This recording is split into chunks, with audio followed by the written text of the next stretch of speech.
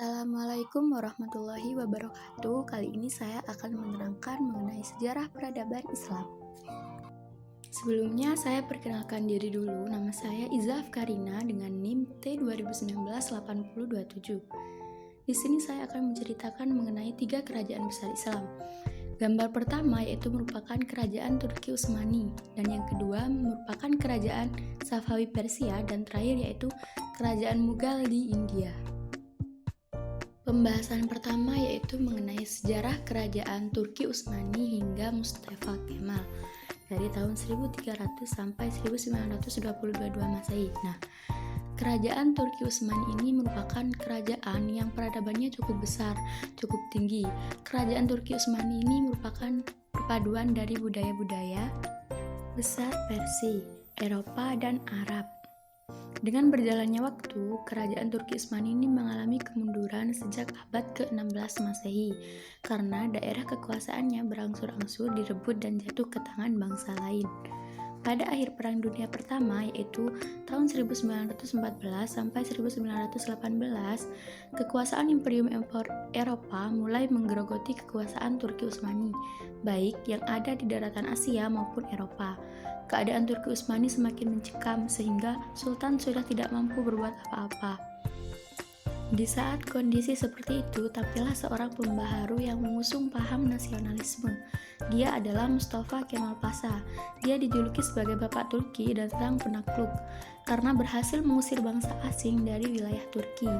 Dia membawa pembaharuan nasionalisme, sekularisme, dan westernisasi. Ia ingin menyelamatkan sisa-sisa peninggalan Turki dengan mengubah kesultanan menjadi negara republik. Nama Turki masih digunakan karena nasionalisme mereka yang kuat sebagai bangsa Turki. Berkat paham nasionalisme yang dibawa oleh Mustafa Kemal Pasha, sehingga Turki bisa menjadi negara republik seperti sekarang. Yang kedua yaitu sejarah dinasti Safawi Persia hingga Humaini tahun 1501 sampai 1732 Masehi. Penggagas awal sejarah dinasti Safawi ini yaitu Syekh Ishaq Safiuddin, di mana Syekh Ishaq ini merupakan seorang murid dengan tugas dakwah agar umat Islam secara murni berpegang teguh pada ajaran agama.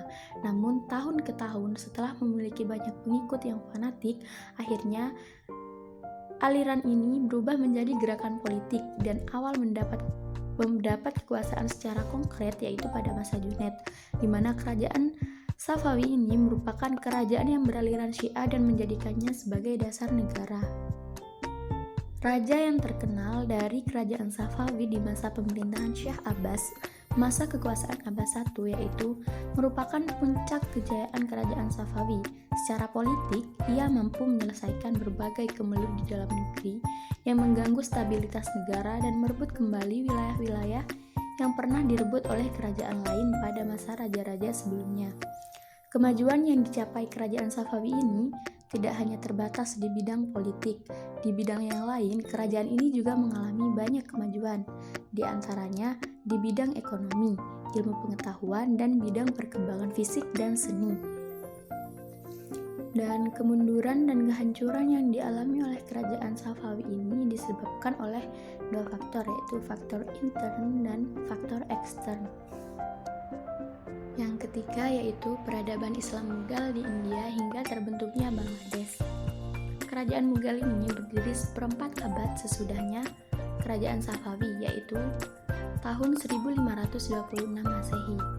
Raja-raja terbesar terkenal dari dinasti Mughal yaitu Sultan Akbar, Sultan Shah Jahan, dan Sultan Aurangzeb. Sultan Akbar ini terkenal sebagai raja yang berusaha melakukan akomodasi politik dan kultur atas kekuasaan Islam dan masyarakat Hindu di India. Di bawah kepemimpinannya, Mughal berhasil berkembang menjadi dinasti yang besar. Namun, Inggris berhasil menjadi negara yang paling berkuasa di India, hingga akhirnya Bangladesh yang berasal dari bangsa Bengali atau Bengala merupakan negara dengan rakyat terpadat dan termiskin di dunia, sehingga pada tahun 1974 Pakistan akhirnya resmi mengakui kemerdekaan dan kedaulatan negara Bangladesh. Mungkin cukup sekian dari saya, kurang lebihnya mohon maaf. Terima kasih sudah menonton. Wassalamualaikum warahmatullahi wabarakatuh. wabarakatuh.